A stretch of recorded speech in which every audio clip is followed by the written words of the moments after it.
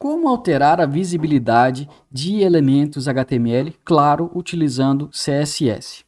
Temos pelo menos 3 formas e vamos ver qual que é a consequência de cada uma.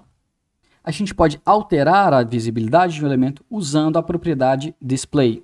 Colocando o valor none, o elemento ele é removido do fluxo e o espaço dele é liberado. Mas temos também a propriedade visibility, que é utilizada para poder alterar a visibilidade de elementos.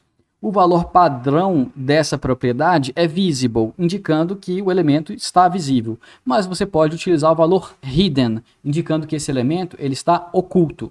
Os elementos invisíveis dessa forma continuam ocupando o espaço, porque eles não são removidos do fluxo. E se esse elemento tiver descendentes, eles herdam por padrão o valor hidden. Contudo, você pode tornar apenas um ou outro descendente visível, sobrescrevendo isso aí, colocando visibility visible. E tem também a propriedade opacity, que define a opacidade. Opacidade é diferente de transparência, porque quando a gente fala que um objeto é transparente, ele é 0% opaco. E um objeto 100% opaco é 0% transparente. O valor que a gente passa para opacity é um número entre 0 e 1, sendo que 1 é um elemento opaco. Os elementos transparentes, dessa forma, continuam ocupando o espaço também e eles deixam transparecer quem está atrás deles. Vamos ver esse exemplão que mostra a diferença entre a gente utilizar o display none, o visibility hidden e o opacity 0. Olha só. Se a gente clicar aqui, a gente está alterando a visibilidade deste H1 aqui. E aí, se eu colocar um visibility hidden, o elemento foi oculto, mas ele continua ocupando espaço. Se eu colocar o display none, ele não foi desenhado e nem ocupa espaço, ele foi removido do fluxo. E se eu colocar o opacity 0, ele vai ser, nesse caso, equivalente ao visibility hidden. E tem também uma propriedade mais ou menos associada, que é a overflow. Ela serve para controlar o que acontece com o conteúdo que vaza, extrapola, daí o nome overflow, transborda do elemento. Será que é para ele ser mostrado? Será que é para ele ser cortado e não aparecer? Será que é para poder criar uma barra de rolagem? Olha só esse exemplo.